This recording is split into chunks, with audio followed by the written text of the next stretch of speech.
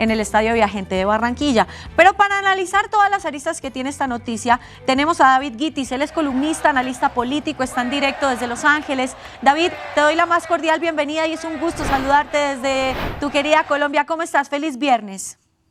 Muchísimas gracias. Qué rico esta invitación. De verdad, muchas gracias por tenerme en cuenta. No, por acá supuesto. Estamos. Sí, gracias. Por acá en California, hoy está haciendo sol y un poquito de frío. Bueno, me encanta el reporte también del clima. David, empecemos a analizar todas las aristas de esta noticia y por qué, arranco con esta pregunta, ¿por qué el gobierno quiso quitar el foco y poner el foco directamente en Antonella? Bueno, yo estoy convencido, primero, pues lamento mucho lo que le pasó a Antonella, que le tocó recibir toda el agua sucia, que tampoco pues se lo merecía. Tienes toda la razón, no está bien, pero no era para ella. La gente que estaba en el estadio, 46,000 espectadores, el estadio estaba, como tú muy bien lo dijiste, no cabía un alfiler.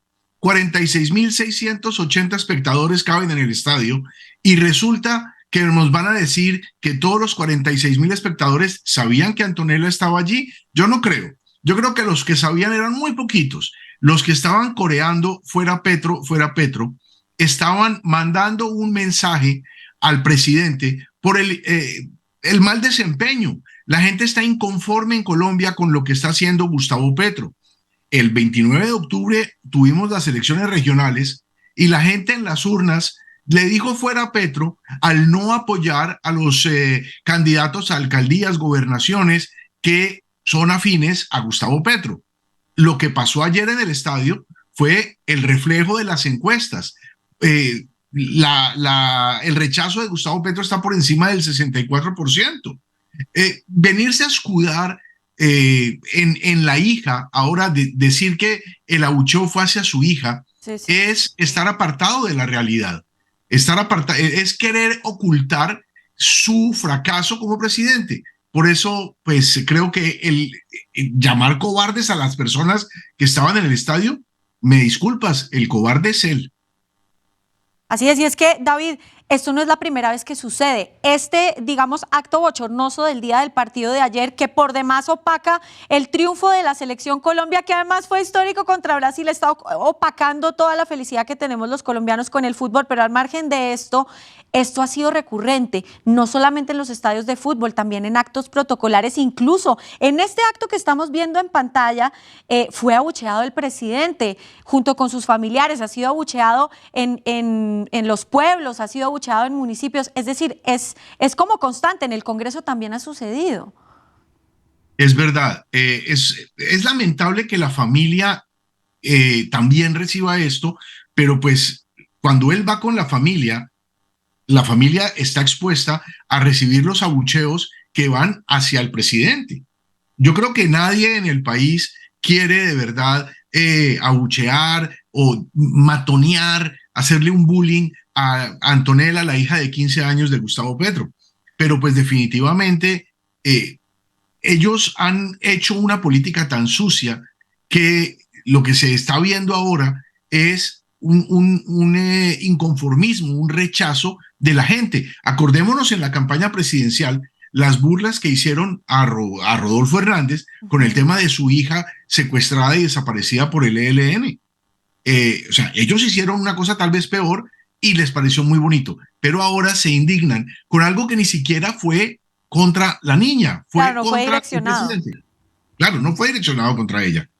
Estos ataques en Colombia en este momento y en medio de todo el marco de lo que se está viviendo en el mundo, que es tan difícil y tú lo sabes bien, en Colombia ha crecido mucho el discurso de odio. ¿Tú crees, David, que el presidente lo ha fomentado, sobre todo en esos mensajes de la cuenta de X? Yo estoy convencido de que el presidente Gustavo Petro ha hecho su campaña, ha construido su campaña sobre los cimientos del odio. Esa es la forma como él ha conseguido que personas que no estaban satisfechas con gobiernos anteriores se adhirieran a él, inclusive sin ser partidarios de los proyectos de Gustavo Petro, pero se han aglutinado alrededor de Gustavo Petro gracias al odio que él ha logrado hacer que la gente tome contra mandatos anteriores. David, ¿Cuál solución ves posible a un futuro? Porque Petro siempre ha dicho que él está con el pueblo, que si el pueblo no lo quiere, él se retira. ¿Tú ves esto una posibilidad? No, yo no creo que Gustavo Petro tenga la dignidad de hacer, como él ha dicho, retirarse si el pueblo no lo apoya. Yo creo que la única salida es la salida constitucional, que es que el 7 de agosto del 2026 una nueva persona asuma la presidencia como tiene que ser, o en el peor de los casos, que por algún proceso de la comisión de acusaciones que desemboque en alguna salida judicial, el presidente tenga que salir. Pero de resto yo no le veo pues que el presidente Petro tenga la capacidad de decir voy a renunciar porque la gente no me apoya. No, no creo. Por último, antes de despedirte, y sé que tienes una opinión bastante estructurada acerca de esto, el presidente de Israel, Isaac Herzog, le hace un llamado a países como Colombia y a gobiernos, sobre todo, no a países, a gobiernos como el nuestro, a que tengan más decencia frente a la actitud que han tomado de cara a la contraofensiva después del fatídico ataque del 7 de octubre. ¿Qué opinas de esto? Bueno, este es un tema bastante caliente y estamos viendo cómo hay personas que están acusando a Israel de genocidio, diciendo que Israel está matando, inclusive que está ejecutando a civiles y a niños. Y este es un argumento que ya se utilizó en el pasado. Se utilizó en los juicios de Nuremberg. Sí. Nuremberg, que fue el tribunal creado por la Carta de Londres después de la Segunda Guerra Mundial. En los juicios de Nuremberg se utilizó una cosa que se conoce como la defensa Dresden, y es que en los juicios trataron de equiparar el asesinato selectivo, el envío de los Eisengruppen, que eran los asesinos que iban a matar judíos. Quisieron equiparar esto con los civiles que morían en bombardeos por parte de los aliados.